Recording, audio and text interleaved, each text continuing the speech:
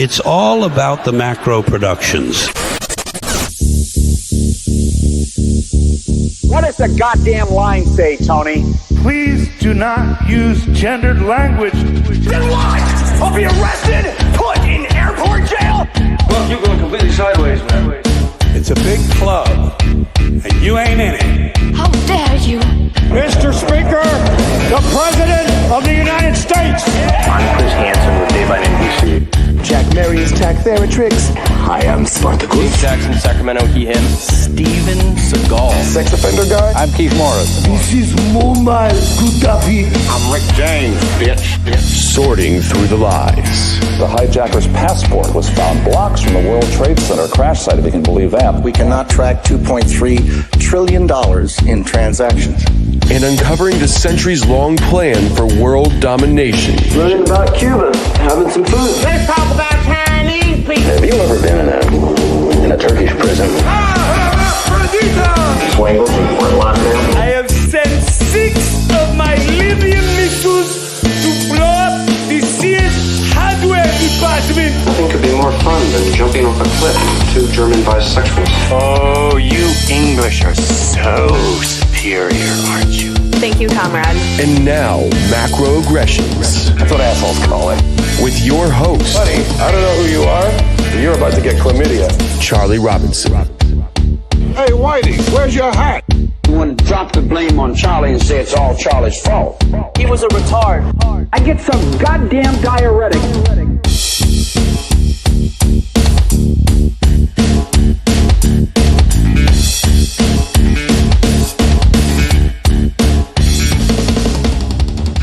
Welcome to Macroaggressions. I'm your host, Charlie Robinson. If you're watching us on Rockfin or Rumble, or you are listening wherever podcasts are served, thank you. We appreciate it. Have you rated the show yet? We would appreciate 5 stars if you think we've earned it. If you want to connect with me, the website, macroaggressions.io. That's the best place to find out what we're doing over there, the books, the podcasts, and all that good stuff. Thank you to our sponsors. Chemical Free Body is one of them. They've been with us since the beginning. They make great products that work. If you are looking to get yourself a little bit more healthy, Chemical Free Body is a great place to start. You can take a look at what they've got with the Green 85. It's a green powder. You mix it with water, drink it down every morning. It's easy to do. It will get you, it'll get you where you need to go. I've been on it for 4 years now. I would encourage you to take a look at the Detox Bundle as well. That incorporates Green 85 plus 4 other substances that they have, supplements. And, it's just capsules. You just take it in the morning. It's real easy to do, but, it's up to you. Have you made the decision that you're going to take control of your health? Because you're the only one that can make that choice. If you have, go to chemicalfreebody.com. Use the discount code MACRO on your way out to save a little bit of money. And also, since we're kind of sticking with the theme of health, if you are feeling bad, if you are somebody that is not in optimal physical health, we have solutions for you here. We are a show about, not just about complaining. We're pretty good at complaining, I assure you, but we also like to provide you with solutions. Christian Yordanev is my certified health practitioner. You don't have to live in Portugal or where he lives to use him. I'm in America. I ditched the Western medicine a while ago. It just doesn't work for me. It doesn't work for anybody. It's poisonous. Christian can help you out if you are in a bind and you need to start this process. You can go to my website, macroaggressions.io, and look in the partners section and find the link to Christian Yordanev's program, or you can just scroll down in the description of this podcast and find it there as well. What he did with me was we started on a organic acids test, which is a real easy test that he mails to you. You take it home, and the results from that test go to him, and then he can kind of look under the hood and see what's going on with you. If you have gut issues, and most people do, he can find the right solution for that, whether that's probiotics or whatever. But that's something you could discuss with him. So I'll tell you what, he's a sponsor of this show. He's a friend. We've done great work together over the last couple of years. We had a great time in Acapulco, and I trust him with my life. I trust him with my mother's life. He's been working to help her cure her gut issues as well. So It's nothing worse than feeling shitty. If you are feeling bad right now, you might want to consider taking a look at what Christian is offering. You can talk to him for free. Just go through the link that I have provided for you, and when you sign in, you just let him know that I sent you. Okay, this one's going to be fun. Okay, this one is going to be fun. I'm going to make a lot of people mad. I don't care. The moon landing was faked. I can show you. We could prove it. I mean, this idea that it's like, well, maybe it was. No, the answer is it was faked. No maybes, no sort ofs, no could haves. No, well, maybe Stanley Kubrick did this, or maybe some people were. They faked the moon landing for a variety of reasons. But the only thing that you really need to know is that entire thing that you saw is theater. We're going to go down this path, okay? If you are, and we're going to use The Octopus of Global Control, my first book, as a little bit of a helper, because I've got some quotes in there that I'm going to reference during during this episode. And so, all right, all you normies out there that think I'm smoking crystal meth and coming up with these ideas on my own, that I've just, you're delusional if you think that the moon listen, the burden of proof is on the people that tell the big lie. You proved to me that you went to the moon landing. I don't have to prove that you didn't. I mean, I will, but it's not my responsibility to. You're going to tell me that you flew to the moon in a Volkswagen Beetle in 1969, and that you went through the Van Allen radiation belt, and that you got there, and that you did it on the first try, and everybody got home safe, and then you rendezvoused with the moon orbiter. You launched yourself off of the planet, off of the moon, and then you connected with the moon orbiter, and then you got in that tin can, and then you went back 237,000 miles back through the Van Allen radiation belt and landed in the ocean, and then you were picked up by I mean, you prove it to me, because none of that story makes any sense. And it would be one thing if it was just like a funny lie, but it's not. It's actually quite damaging, because part of the Americana experience, the whole psyche of America, is deeply embedded with this moon landing. Like, we're so good that we even went to the moon before everybody else. We didn't go to space before everybody else. That was the Russians. We don't talk about that in the U.S. media. They never mention Sputnik. But the truth is, the Soviets beat us to space, and then we faked the moon landing because our government is run by pathological liars, and NASA was started by a bunch of Satanists and Nazis. Actually, not the make-believe Nazis that the left calls everybody, but actual Nazis, like Werner von Braun, who was in charge of the German V2 program. You know, the missiles that rained down on London during World War II? That was Werner von Braun who was behind that program. And then they didn't hang him after World War II. They put him in charge of our rocket program in the United States. So when I say that NASA was started and founded by a bunch of Nazis, I'm not kidding. It's not like a throwaway line. It's a statement of fact. They were founded by Nazis. So I ask you, is that the best foundation that you want to build this on? L. Ron Hubbard, founder of Scientology, Jack Parsons, Suicide Squad, Aleister Crowley, fucking Satanist, and Werner von Braun, they all walk in. I mean, it sounds like the beginning of a joke. They all walk into a bar, right? I mean, Nazis, Satanists, Scientologists, and Rocketeers.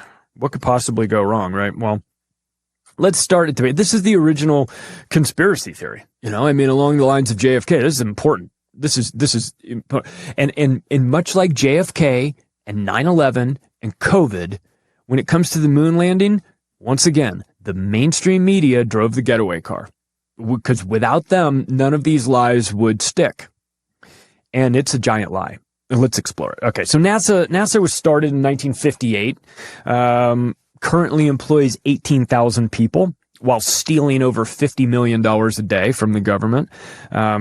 It is the idea, the first rebuttal to this from normies is, how could they have pulled off something like this? Everybody would have to be in on it.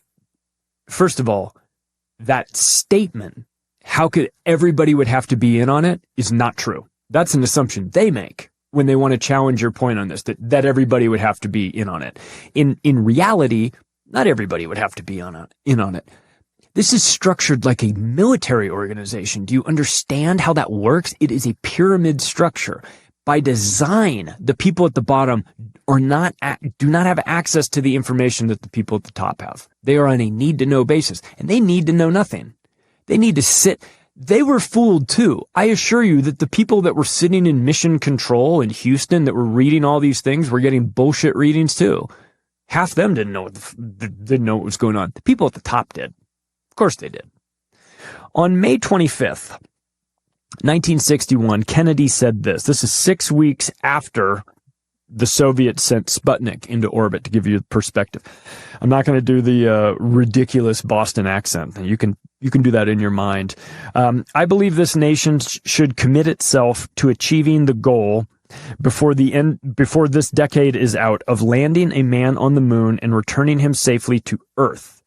No single space project in this period will be more impressive to mankind or more important for the long-range exploration of space, and none will be so difficult or expensive to accomplish. Ding, ding, ding, ding, ding, ding, ding. Expensive, you say?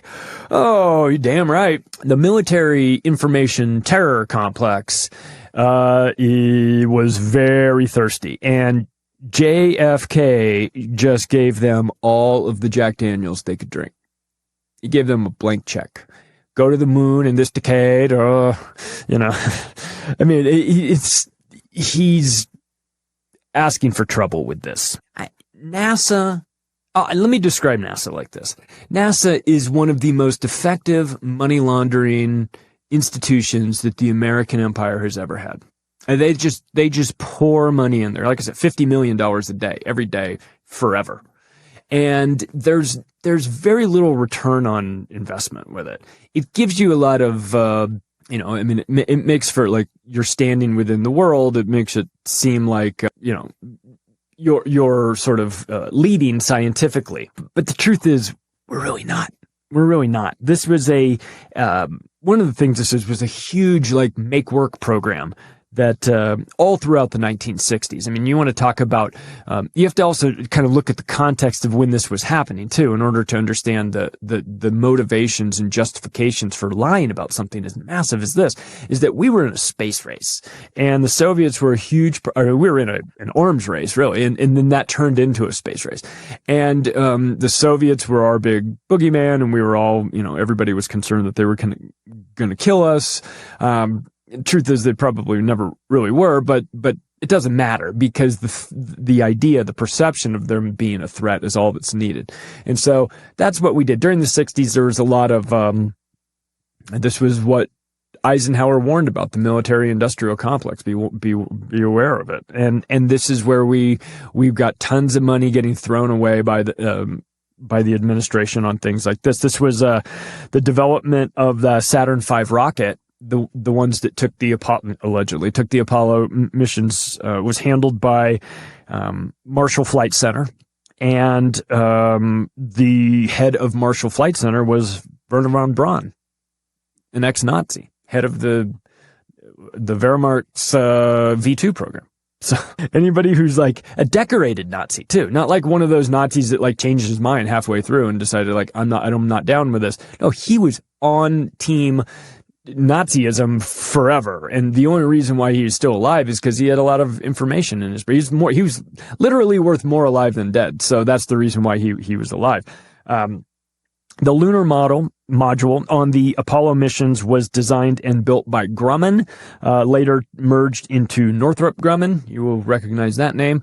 And Apollo 8 was the first crewed spacecraft to leave low Earth orbit, and it is said to have orbited the moon 10 times. This was on Christmas of 1968. Really? Okay, so Apollo 8 was the first crewed, meaning people in it, spacecraft to leave Earth or low Earth orbit and go to the moon. That's interesting because there's a NASA promotional video that says, I'm going to quote you. This is from the video. You can go watch the video. This next generation spacecraft will enable America to explore beyond low Earth orbit. well, wait a second. I thought we already explored beyond low Earth orbit. I mean, we went to the moon 7 times. That's most definitely out of low Earth orbit. So I'm confused. What do you mean we have? Which is it? Have we gone? It's a yes or no question. Have we gone or not?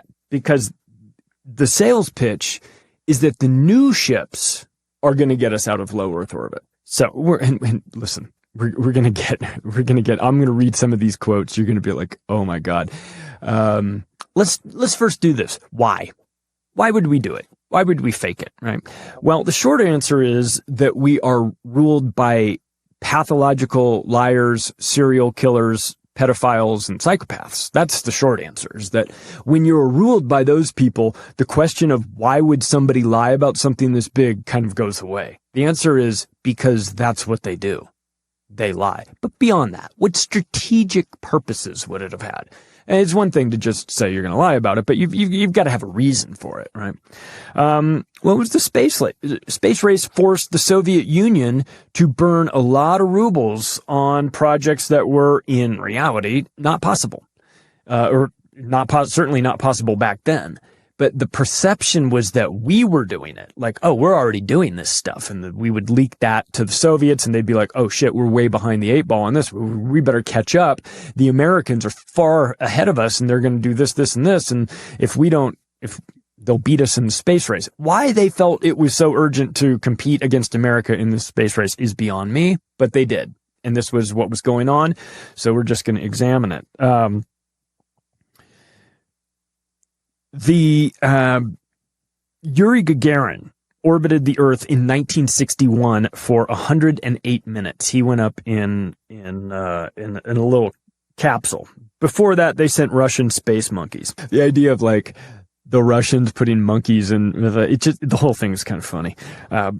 Now, here's the thing. Here's the math behind it. The dollar was the world's reserve currency. So the United States could basically print infinite money. Now, back then it was still pegged to gold, but we didn't really care. It would eventually, a couple years after the, 73, 71, they took us off the gold standard anyway and went to just printing fiat. And part of the reason was that we had blown through a bunch of money on these programs, but the Soviets had to play that game too. But their ruble was not the world's reserve currency, so you can't really print that up and have enough demand for it. And eventually you just hyperinflate your own currency, and that's not, or you just have to stop because you can't participate in this nonsense anymore. And so that was the plan, was like, let's bleed the Soviets dry with this space race. I mean, it was a tactic that they used later in the 80s with the Afghanistan, right? Let's draw the Soviets into this unwinnable quagmire in Afghanistan, keep them busy and occupied. We'll maybe even create a boogeyman group that could fight them. I don't know. Maybe we'll name them Al-Qaeda or something. And then we could have our guy Osama bin Laden just create havoc for them and keep them bogged down there and make them waste all their money, and then eventually we'll bleed them dry. So this mentality, this idea of like why we would do that to the Soviets with the space race it's not like, oh, we would never do that. Hell, we did it. We did it just 2 decades later. So of course we would do it. We did it. It's just a matter of like how deep down this hole do you want to go? And America's, also, not for nothing, but America's arrogance played a huge role in this too. The fact that we were just so high on our own farts that we're just like, we're going to tell the rest of the world, we're so great that we're even going to the moon. The rest of you guys, you fucking third world shithole countries don't even have running water. We're going to the moon. Like, that's how great we are. The truth is, it's a huge lie. Right? And what it does is it just makes us look stupid. I mean, not you and me, because we had nothing to do with it, but America. Like, I've always kind of in the back of my mind, like, been wondering, like, what is taking Putin so long? Like one of these days, the Americans are going to do something so dumb to him and put him in a spot where he just goes, you know what? I'm going to release all the information I have on you guys faking the moon landing and make you guys look like a bunch of retards and pathological liars and grifters for the rest of the world. Not that the world doesn't already think that, but here's the evidence of it, right? So again, back to this sort of, this idea of like everyone would have to be in on it. Well, with these military like hierarchies, pyramid structures and national security clearances and compartmentalization and Freemasonic commitments and promises. And let's not forget about the good old blackmail and threats and things like that and murders. Gus Grissom, you saw what happened. Gus Grissom was about to blow the whistle on how this entire Apollo project is many years behind schedule. You guys think you're going to the moon sometime here in the late 60s? You're out of your mind. Gus Grissom was one of the astronauts who was like, it's never I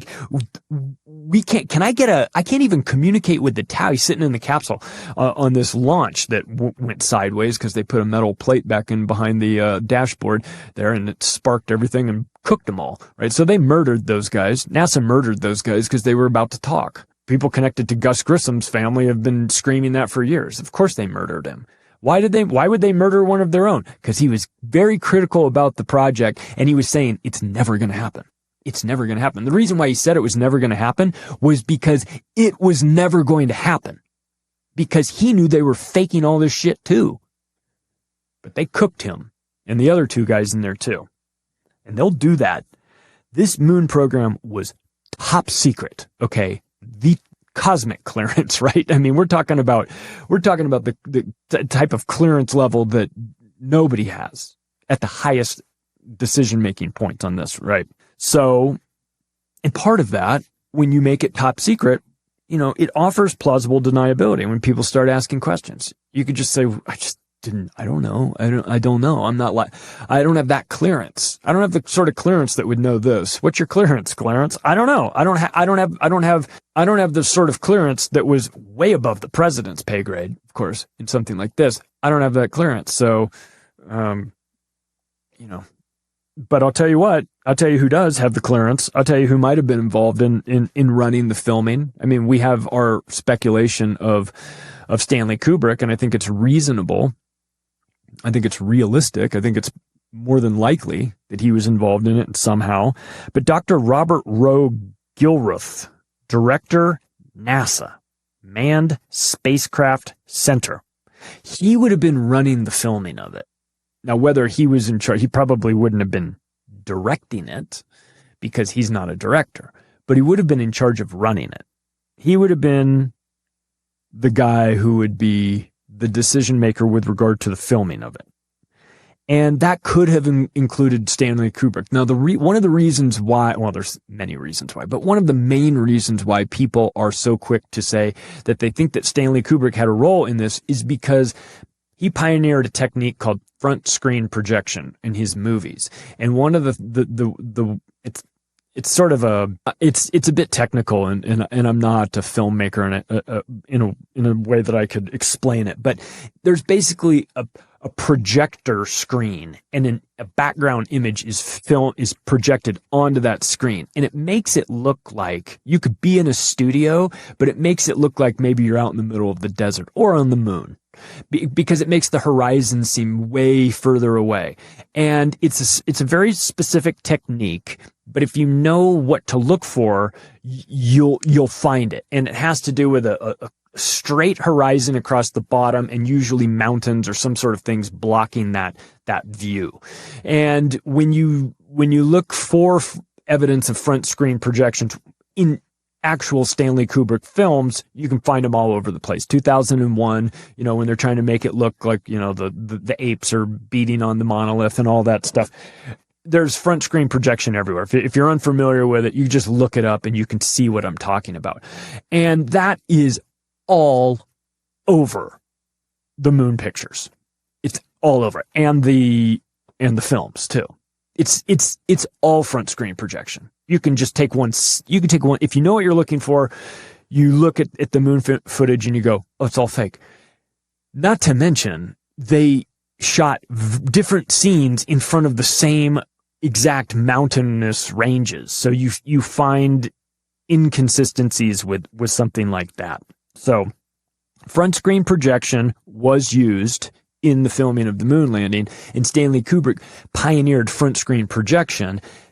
Therefore, it stands to reason that he could have been involved in this. Now, I can't say for certain that he was involved in it. I believe that he was. That is a belief of mine. So there are some things in here that I can prove. There's some things in here that I cannot prove, but I am of the belief. Stanley Kubrick being the person directing it, I believe that he is the one doing it. The fact that it is a fake movie, I'm certain of. Now, I'm just uncertain if it was Stanley Kubrick or somebody tied to him. Now, again, you can go look at his films afterward, like The Shining, and there's a lot of hidden messages in there. I mean, you've got the NASA the Apollo rocket on the kid's playing on the ground in this long hallway, and he stands up and he's got this sweater with a NASA rocket in room 237. Well, how many thousands of miles is the moon from Earth? 237,000 miles. I mean, there's a ton. You can find Jay Widener's done all kinds of stuff on this. You can really go down a rabbit hole if you want to take a look at the connections between the moon landing and the hidden messages inside The Shining, a movie that Stanley Kubrick directed. Go for it. But then again, you would also know Stanley Kubrick as the director of Eyes Wide Shut, which blew the whistle on all of this stuff. And then he went with his final editor's cut into Hollywood and said, here it is. And they said, you can't release this movie. This is crazy. This movie is insane. You can't talk about all this stuff in this movie. Are you crazy? And so they cut, I think, 17 minutes out of Eyes Wide Shut that never saw the light of day. And then Stanley Kubrick magically had a heart attack before the movie came out, right? So again, you can be dismissive of his role in it, and maybe he didn't have a role in it.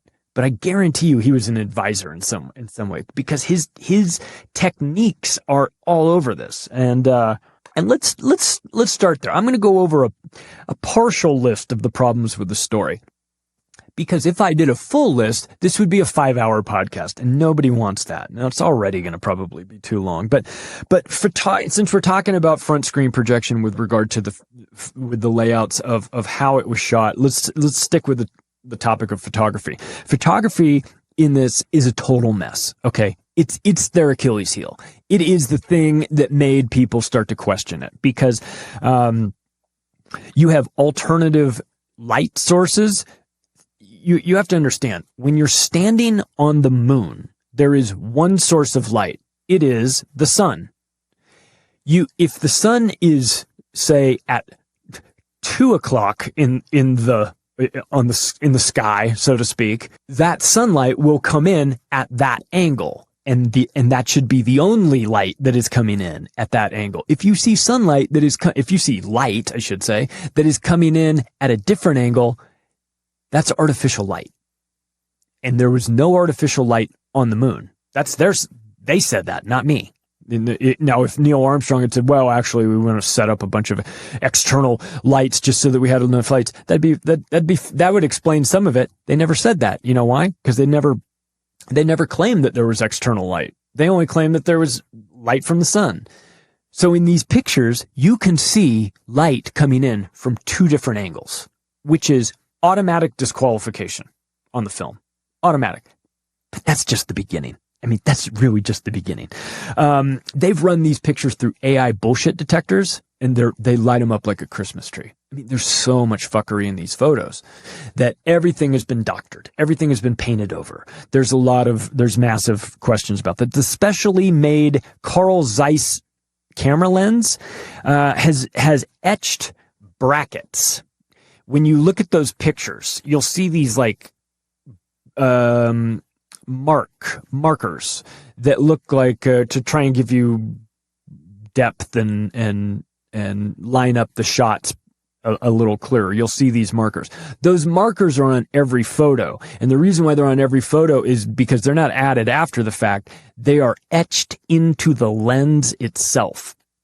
Therefore, every picture shoots this and has the brackets on top of the picture because the brackets are etched in the lens. So every single moon picture will have these brackets on it because it's the lens of the camera. It's regardless of, you can't take it out, you can't add it. I suppose you could add it, but it adds it automatically by being on the lens.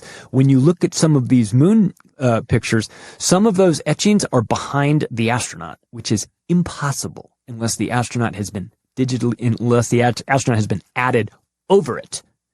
And the only way you could add it over it is if you were manipulating the photograph, because the way the lens is set up, everything is printed on top of it. So there's plenty of those, and that's a huge problem. And it's only possible if the photograph was faked, which it was. I mean, they made a lot of mistakes on this. The first assumption that everybody needs to make, really, and this is, stop assuming that NASA actually was really run by smart people that knew exactly what they were doing. When you look back on some of this, the mistakes they made were so sloppy, they should have fired everybody there. I'm embarrassed by some of their work. I mean, if you're going to pull this off, if you're going to tell the biggest lie ever told, you better have your shit together. And they did not. The cameras. So again, the cameras, since we're talking about the cameras, with the Carl Zeiss lens, with the etchings in it, are chest mounted on the astronaut. They're not individual cameras that you hold and carry around. They are chest mounted, which means that you can't look through a viewfinder and line up the shot. You just have to point your body in the shot. Your body is the viewfinder. You have to basically hope that you've got the right angle, or hope that you're tall enough, or hope that you've got crouched down enough, or you've got enough, whatever. You're guessing. You're guessing with the photographs, right? When you take them, they don't have a rangefinder. You know what's interesting about this? All the photographs that they took, perfectly framed. None of them came out blurry. Isn't that a miracle? Isn't that unusual? Wouldn't you say that that's a little unusual? Take out your iPhone. Go shoot 100 pictures today of in your backyard. Tell me how many of them come out perfect, and tell me how many of them come out with a little bit of a blur. Because none of the moon photos came out blurry. Isn't that weird? I mean, how would you possibly explain that? You have no view. They're perfectly framed. You didn't cut the guy's head off. You didn't get half of him. You didn't move a little bit because you're on the moon and you're lighter and you're kind of bouncing around. You didn't move at all. You were perfectly still. You took this picture with poor lighting that you couldn't frame properly, and you got every single one of them framed correctly and not blurry and with the right amount of light, every single one of them. Oh, by the way, when they went and did the calculations on how many pictures were taken during this trip, it meant that the astronauts would have to be taking pictures out there every, I think it was 8 seconds for the entire trip, even while they were sleeping. Please explain to me how that was done. I'll wait. I mean, please explain to me. You've only got 2 guys down there, because the third guy's up in the moon orbiter. He's just waiting for them. But Buzz and Neil Armstrong are down on the moon, and they're alleged to have taken pictures every 8 seconds for the entire time they were there. I'm calling bullshit on that. That's just physically impossible. And again, the burden of proof is on you, not me. I'm not the one telling this stupid story. You guys are. You guys in NASA are. Speaking of film, let's just indulge these pathological liars and go down this path and say, fine, you magically framed every picture perfectly without a blur, all of them, and you were out there 24/7 for 3 days shooting pictures every 8 seconds that were all fantastic. And then you took all that film, and what'd you do with it? What'd you do with it?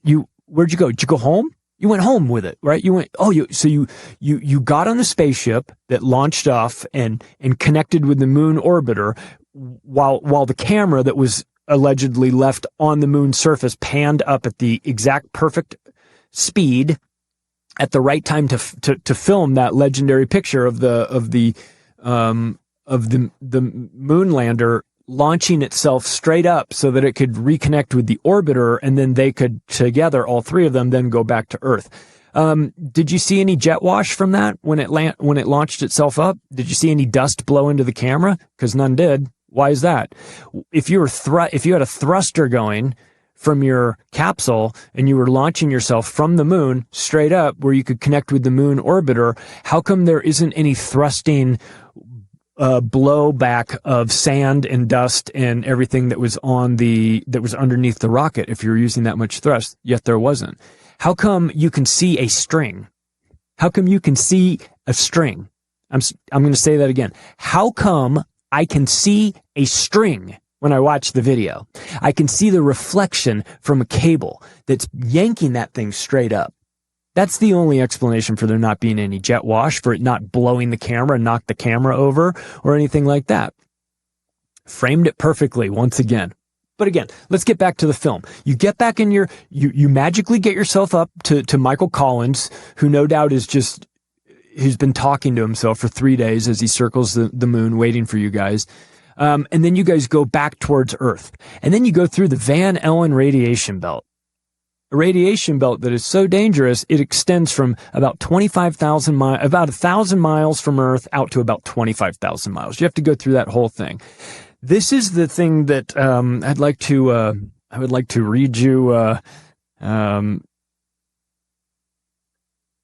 I'd like to read you this from Kelly Smith, NASA engineer.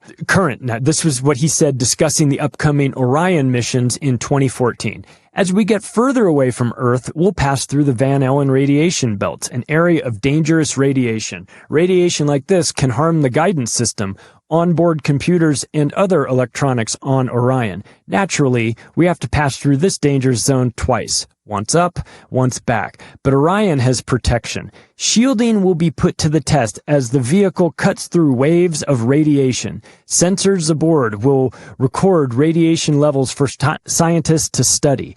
We must solve these challenges before we send people through this region of space. I'm really confused, Kelly, because you told me you sent them there 7 times. You have to do it before? But what about the Apollo guys?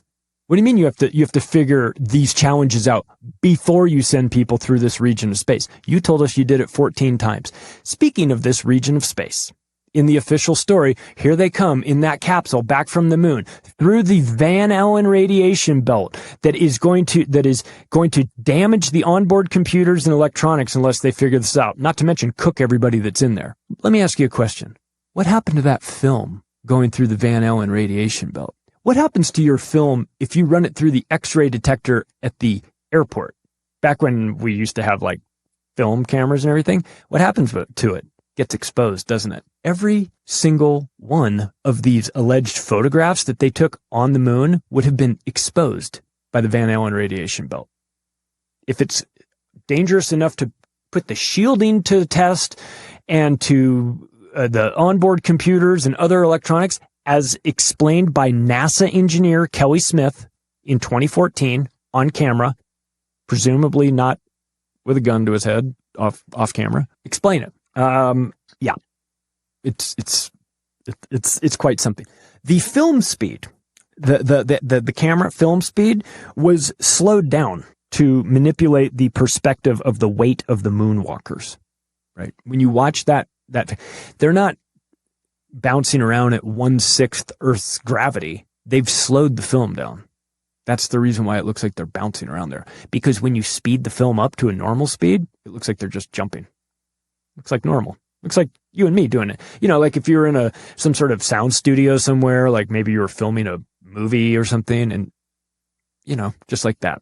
The television broadcast of the moon landing was from a television camera that was pointed at a television set that was showing it. I'm gonna read that. I'm gonna say that again. The television broadcast that you saw, that the world saw, wasn't the original footage.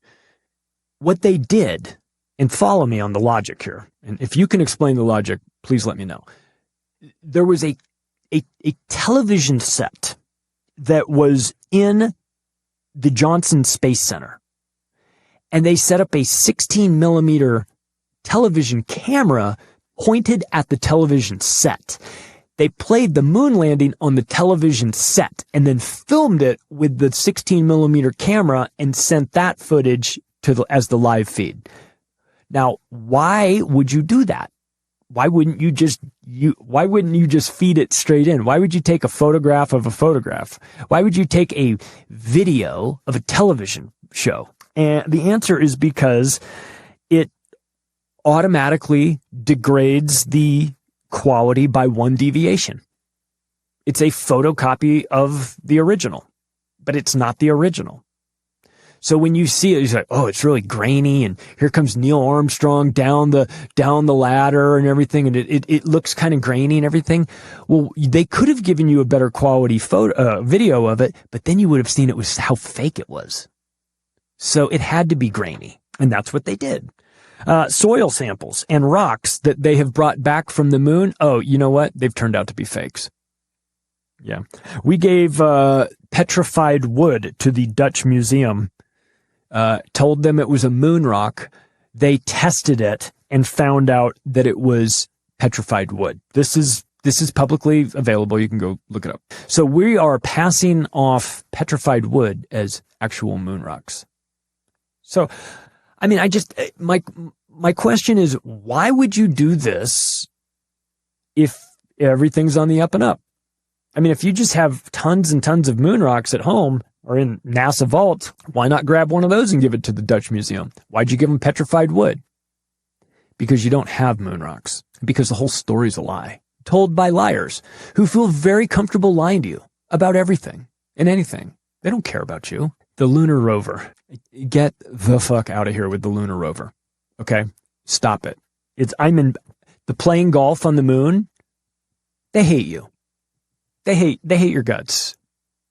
It's the ultimate troll job. They told you that the astronauts took a dune buggy to the moon and played golf on the moon with golf clubs and everything. That they, even though if you punctured one of these suits, you'd immediately just blow the pressure valve and you'd implode, right? You'd just you'd die so quick you wouldn't, right? Like the vacuum of space or whatever. They felt so comfortable that they were wildly swinging their arms around and hitting golf balls with golf clubs. I mean, I would like to send you to movies like A Funny Thing Happened on the Way to the Moon and American Moon and movies like that. I mean, please do your own research on it. I'm not even giving this to you with like visuals. If I were to run these clips alongside of the things that I was saying, it would just be case closed. So please watch these. I mean, you can watch the videos of the astronauts falling down on the moon and then just magically getting pulled right back up. And you can see the wires reflecting the light. It's so fake. It's so fake that it's insulting to us as free-thinking, rational, smart, intelligent human beings. I want to go to the moon. I want the story to be true. I mean, for us to accomplish this, I've said this before, it's the one conspiracy that I want to believe. I just can't. You just haven't given me any room to believe it. There's no reason to. So let's get to this. Now here's something this is something that I've used. This is what I would consider to be circumstantial evidence, okay? But you can convict people of murder on circumstantial evidence if you get enough of it. By the way, there's plenty of actual evidence too. I'm just saying this. I just want to differentiate. And so with this I ask you to just use your eyeballs and your sense of logic and reason when examining this. And this is the press conference. This is the press conference that Neil Armstrong, Buzz Aldrin, and Michael Collins give when they come back from the moon. They come back from the most important achievement in the history of human beings. We have landed on another celestial body, the moon. We have put human beings on the moon. Not just that. We put them there, and then we grabbed a bunch of stuff, and then we got them back. It's the greatest achievement in human history. Easily the greatest achievement. These three guys should be celebrated forever. They should never have to buy a beer in any restaurant they ever walk into for the rest of their lives. And instead, what did you see in that press conference? They look like hostages. They look like they had been threatened 5 minutes before they walked out there. I've never seen three guys that wanted to be somewhere else more in my life. Go back and watch that. Again, this is the circumstantial part because this doesn't prove anything. But I ask you, what would your demeanor be like if you had just pulled off the greatest feat ever? You came back, you did it. We did it. We did it, baby. We went to the moon. This is anything in this world is possible. If we just did that, anything is possible. If I did, anything is possible. I'm going to go on the speaking circuit. I'm going to talk to everybody. I'm going to go open. I'm going to go back. I'm going to do all that stuff, man. They're going to have parades. We're going to do all that. You're going to be a hero. You're going to be a hero. What did these three guys go on to do? They all went on to become alcoholics. Do you know why? And they wouldn't give interviews. Buzz Aldrin would. Michael Collins was a total recluse. Buzz Aldrin turned into an alcoholic. Neil Armstrong turned into an alcoholic. Wouldn't talk. He gave 2 interviews in 40 years. I ask you, does that sound compatible with reality? Does that sound like something that you would put yourself in that scenario? Why on earth would you ever hide from the world? Why would you drink yourself to death? Maybe you had a secret to keep. I mean, again, let me remind you that these guys are military, they are Freemasons, and they're NASA. They know how to keep their mouth shut, okay? It is very easy to control these guys. You just say to them in advance, if you ever say anything about this, it's not just you that we're going to kill. We're going to kill every single person in your family and then the neighbors just to make sure. Do you understand? These guys knew. They knew what the punishment is for talking. Everybody dies. So they couldn't talk.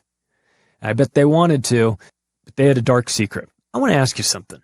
I've never heard anybody really mention this, but I noticed it when I watched the press conference. I went back a little ways, and I also watched the capsule, the footage of the capsule landing in the ocean, and then the guys getting taken out, and then getting put in the on the ship, and they went straight into a quarantine compartment. It's like a big box. They went into this quarantine box, and in there's a clear glass window, and you will find this. You'll find an interview where Richard Nixon was there. And he was saying, guys, it's great that you're back. And he was doing all this stuff. And he was sort of like talking to them, but they're inside this thing and they can't really talk back to him. I don't know. They might have had a microphone in there or something, but they're in a sealed off, compartment where they have to stay and quarantine themselves for a couple of days. After just being in space for 3 days, they took them straight from the capsule into this quarantine unit. You know what I noticed? They're all clean shaven. I'd like you to explain to me when these guys shaved. You spent 3 days up in the moon. Why don't you have stubble? Did you shave in zero gravity? That would be gross and weird and unnecessary. Maybe they did.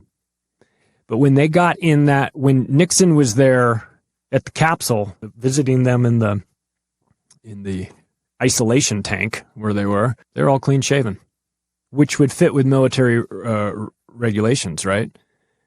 But not when you've been on the moon for 3 days and went straight in. So did they take razors with them? Did they take shaving cream and shave on the flight back with Michael Collins? Again, this is incompatible with logic and reason. Maybe they did. Show me. I have to read you this. I have to read you this interview, and I put this in the NASA episode that we did. And by the way, it's 55th anniversary of this fake event, so it's the reason why we're covering it now. This is Bryant Gumbel interviewing Michael Collins. Oh no, this is a different guy. Here's Bryant Gumbel. Michael Collins, but for a day, how often are you reminded of your achievement? This is Michael Collins' response to it. Well, if I go out back and look up in the sky and see the moon, either I can remember where I was 20 years ago, or I can pretend I've never been there. It works for me either way. You've never been there. You've never been there. That's why you would say something like that. Neil Armstrong doing one of his rare appearances on 60 Minutes with a reporter Ed Bradley. You sometimes seem uncomfortable with your celebrity, that you'd rather not have all this attention. Neil Armstrong's response, no, I just don't deserve it. You went to the moon and back. You're the first person to walk on the moon. You're the first human being to walk on the moon. You're getting all this attention. What is his response? I don't deserve it. Why don't you deserve the attention? I don't deserve the attention because I didn't do it. That's why. That's what I'm telling you without telling you. That's what I'm telling you in a way that doesn't get my entire family murdered. Make the lie big, make it simple, keep saying it, and eventually they will believe it. Adolf Hitler, right?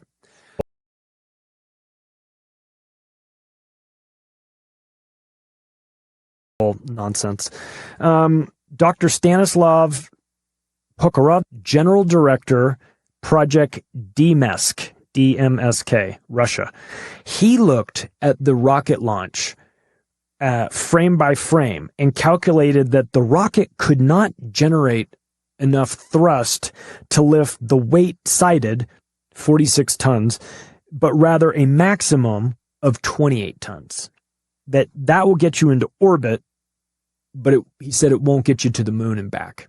He said that by calculating the thrust of those engines, he could prove that rocket couldn't have gotten there. And he's got 100+ colleagues that have signed on to his work, to back his work. Let's not forget that they told us we can't get access to the original tapes because they recorded over them. I'm serious. That's the excuse they gave.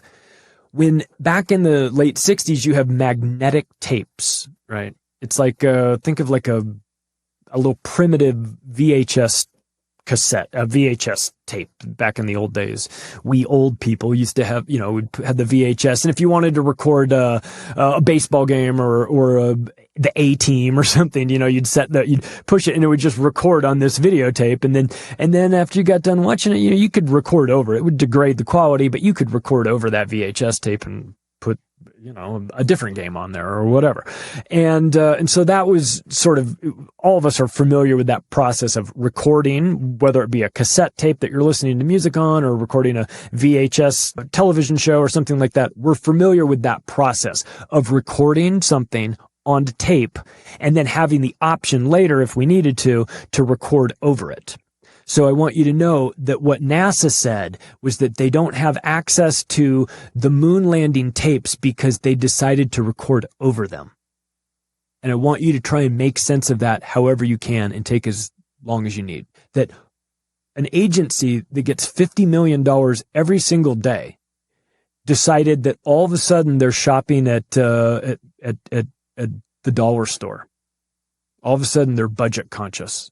And they need to record over the most important event in human history to save space and money on magnetic tapes that nobody gives a fuck about anymore. So again, the burden of proof is on them. When I tell you that their words, that their own reasoning is that, when they tell you we recorded over it, it's a huge problem. Here's Dick Napsker, engineer at NASA's Goddard Space Flight Center. I don't think anyone in the NASA organization did anything wrong. It slipped through the cracks and nobody's happy about it. No, it slipped through the cracks. You recorded over the moon landing is what you would consider slipping through the cracks. You understand, this is the reason why people don't trust NASA. You shouldn't. Never a straight answer. This is the reason why. When you have their guys coming out and saying things like that. So this is Stan Lebar, the designer of the lunar video camera used by Neil Armstrong. So I don't believe that the tapes exist today at all. It was a hard thing to accept, but there was just an overwhelming amount of evidence that led us to believe that they just don't exist anymore. And you have to accept reality. Do we? Is this reality? Recording over the moon landing is reality, and we have to accept this reality. Telling somebody to accept reality is something that a gaslighter does. Stan Lebar is a pathological liar. when he says that we have to accept that they don't exist anymore. Why? They recorded over the telemetry data as well. So that's all the info that the computers are spitting out. They recorded over that. Again, saving space. They needed to save space. That's what they said. They lost the tapes. It's not a big deal. We all need to get over it. Back to this. Just computing power of the space shuttle, the spaceships that they used to get to, the Apollo ships. In terms of computing horsepower, same amount of computing power as we have in a handheld calculator today. Just to remind you. So what you want to do when you build your spaceship in your backyard, get a Volkswagen Bug, like an old one from the 60s, make sure it's authentic like that, wrap it in tin foil, use your pocket calculator as the computer in it, and then I want you to launch yourself to the moon, okay? And then take a bunch of pictures that are, with your chest-mounted camera, and you show me this, recreate it. Why haven't we gone back to the moon? Why haven't we gone back to the moon with people? If we could do it 5 years ago, why haven't we gone back? Every other technological graph looks like things get easier as you get further along the timeline. The computing power starts to double and triple, and it becomes easier and easier for you to accomplish the things that were harder for you just a couple of years ago. The only place where this doesn't occur is with regard to anything coming out of NASA. We could go to the moon, we could go through the Van Allen radiation belt, we could go through low Earth or orbit and do all that stuff back in 1969, but according to NASA, we can't do any of it now. How? Why? Explain it to me. Maybe I'm all wrong on this, but I understand the trajectory of technological advancements. I understand how it works. You don't go backwards unless you're NASA. Only NASA goes backwards. I mean, the faking isn't much better on the Mars side of things either. I mean, this episode is about the moon, of course, but you want to get into Adam Stelzner. This guy's a fucking moron who's in charge of the moon missions. Nothing's happening on Mars. It's pure theater. It's pure theater. I mean, you get the Octopus book. Go through and read the quotes from Adam Stelzner. He doesn't know anything. I mean, it'd be like putting me in charge of it. They'd be like, "What's the telemetry data say about this and the flight speed and how's everything look?" I'd be like, "I don't know. I guess it looks okay."